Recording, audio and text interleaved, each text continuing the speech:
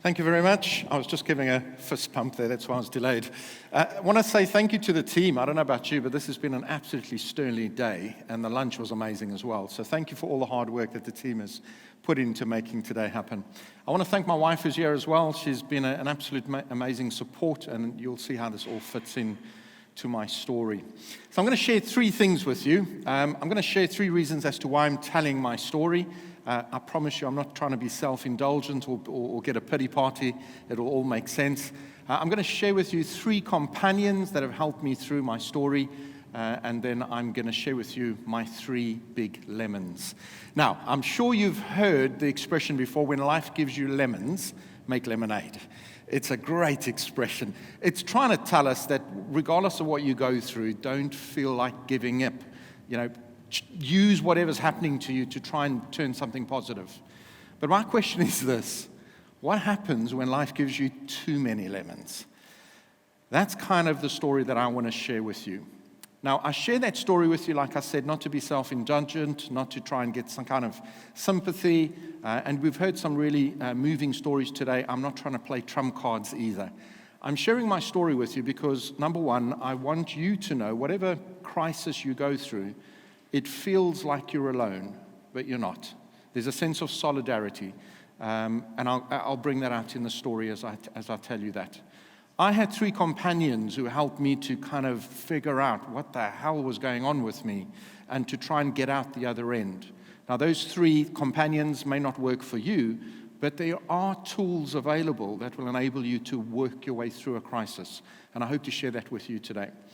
And then thirdly, in the midst of all of this, I want you to recognize, and I really do believe this, that there is always hope. And again, don't give up in your circumstances. So let's get going. Lemon number one. When I was 34 years old, I discovered by accident that I was not my father's paternal son. Now just, kind of pause for a minute and think about that. At the age of 34, by this time you kind of, you got rid of everything in the past, you're out of the house, you're building your own life, you've got your own family, and then this massive big lemon comes completely out of the blue and hits you right between the eyes. For me, that meant half of my life up until this point in time had been a lie. Yes, there was a man in my life, I call him my father, who raised me, but he himself was shocked. What? You're not my son? My older brother? What? You're my half-brother? It was a massive shock, and a massive shock for me. Again, you might say, but it's just blood, it's DNA, what does it matter? What does a doctor ask you every single time you go and you have some kind of medical checkup? What's your family history? From now onwards, half of that question is blank. I don't know. I've got no idea what's in that part of my history that could be giving me something that's lethal. I don't know. I started to ask questions about myself in terms of who am I? Who am I? What makes up that other half of who I am? I was shocked. My dad was shocked. My brother was shocked. And it completely threw me for a six. Now, this kind of crisis, there's a guy called Jack Meserow. He calls this a disorientating dilemma. I love that word because that's exactly what happened to me. It was a completely disorientating dilemma. It completely threw me for a six. It felt like the carpet was being pulled out underneath me. I had loads of questions. I didn't quite know how to deal with this. It really did disorientate me. Jennifer Moon, another writer around reflection, she calls this kind of dilemmas ill material. Again, a beautiful phrase. It's the kind of stuff in life that just doesn't behave the way it should. It tries to catch you off guard. It tries to disorientate you. Now, the thing with both of these disorientating dilemmas, ill material, is that it kind of leaves you to try and navigate your way through this crisis. There's no book out there. Many people write them.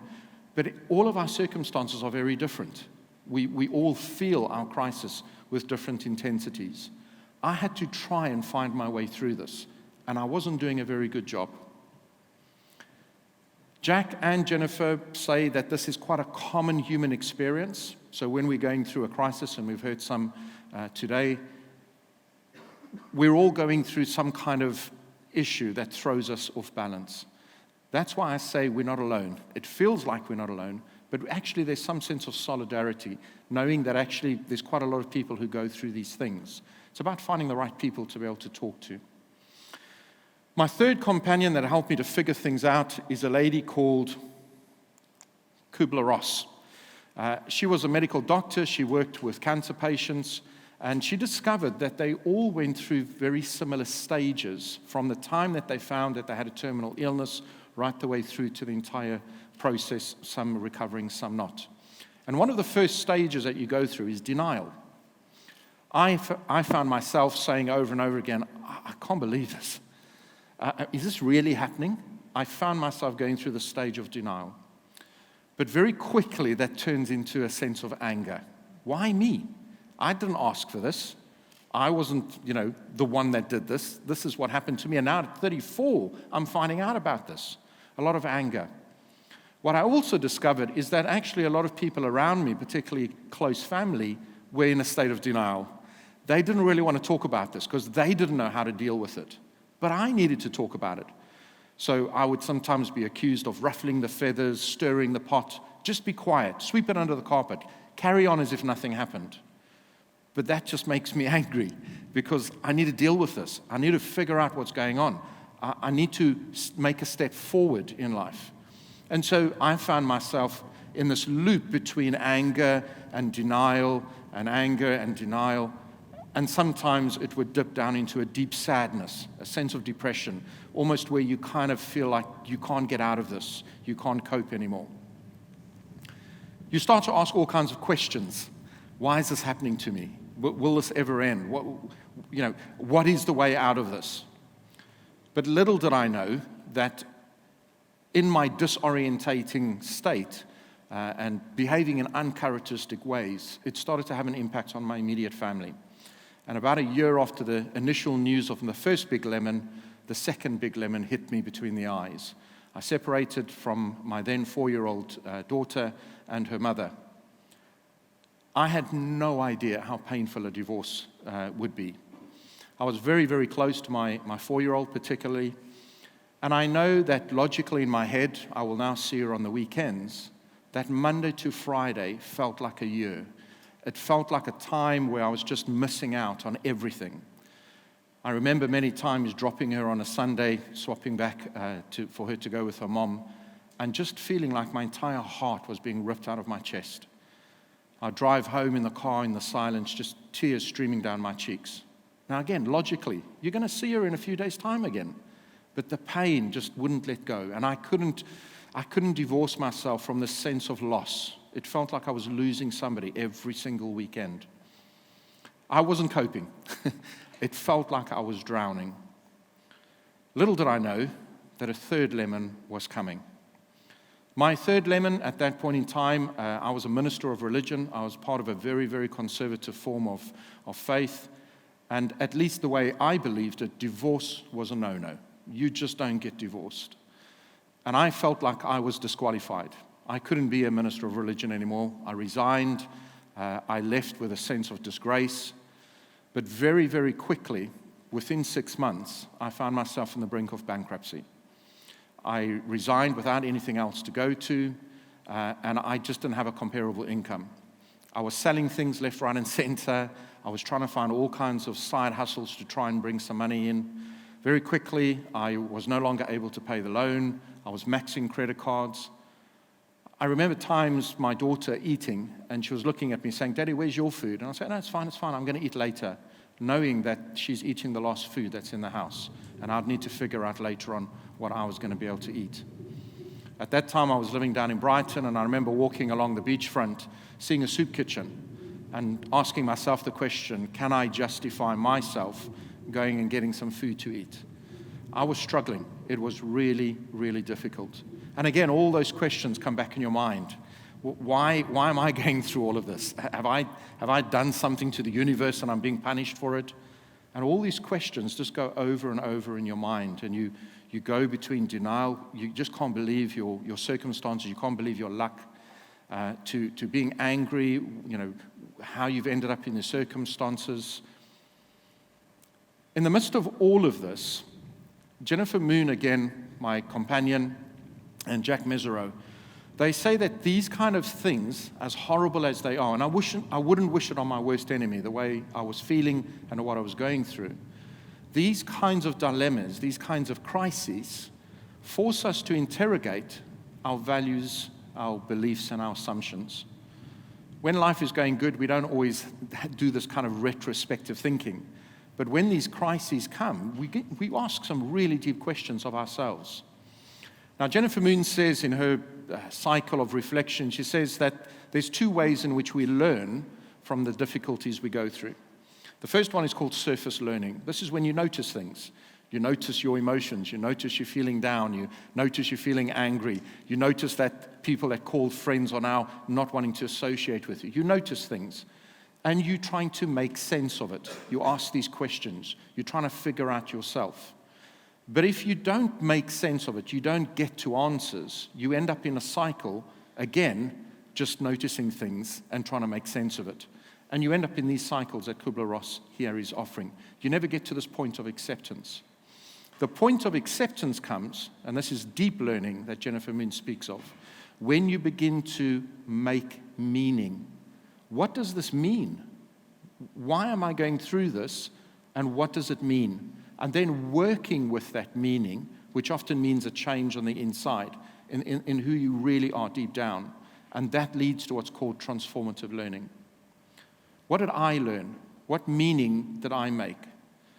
Well, I'm sad to say that one of the things I recognized, and I only recognized it because I went through this crisis, was that the very way in which I was feeling, lonely, struggling, trying to wrestle with all of these emotions, the way others made me feel because I was now divorced, because I was this, I was that, that judgment was the exact same judgment I used to dish out on a regular basis in my own sense of judgment and the conservative values and so on.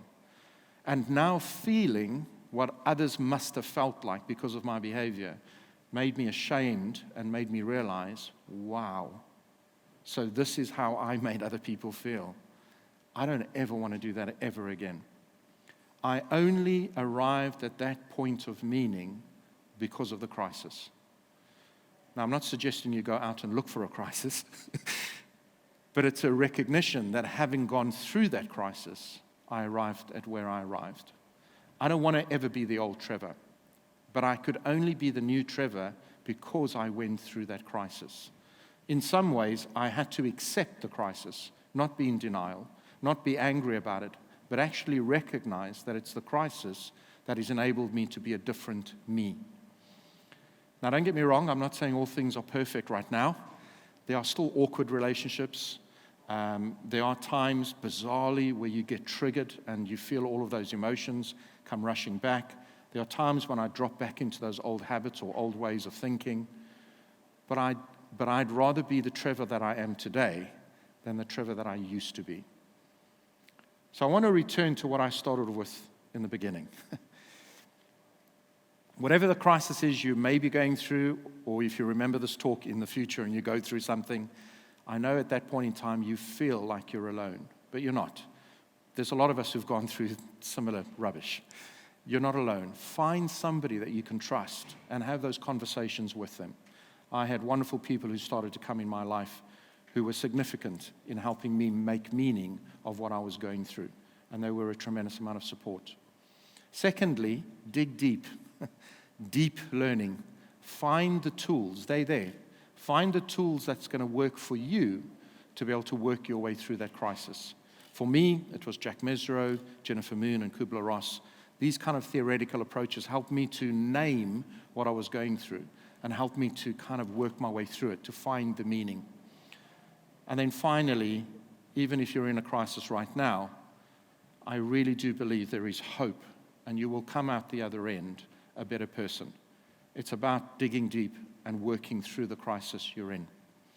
So I want to end off my story, and thank you for allowing me to share that with you. I want to share with you a poem that I'd written when I went through what I was going through. It's a little bit dark, but I think it reflects all the bits that I've been talking about. And the poem is called If Hope Stands Still. Delayed or held up, I seem to be stranded, alone, wandering, confused, like the swirl and twist of the water in a torrent, a raging river, disorientated. Drowning but still alive, refusing to sink and say goodbye. Hope will not let me go, anchored in my heart like a splinter in the flesh of perseverance and annoyance of tenacity. Buts and ifs, not giving up and holding on like a man while he's down, kick a man while he's down. A shadow of failure and constant loss, tugging and pulling, a restless mind. I cannot deny or turn away. I've been encountered, scarred and more. It won't let me go. It won't let me die. It's hard though. Tears running down my cheek, the familiar pain pounding again, my crawling heart in a desert of sand. But I know I can't ignore. If all else fails, if it seems and feels desolate and cold, hope will come, even if it stands still. Thank you.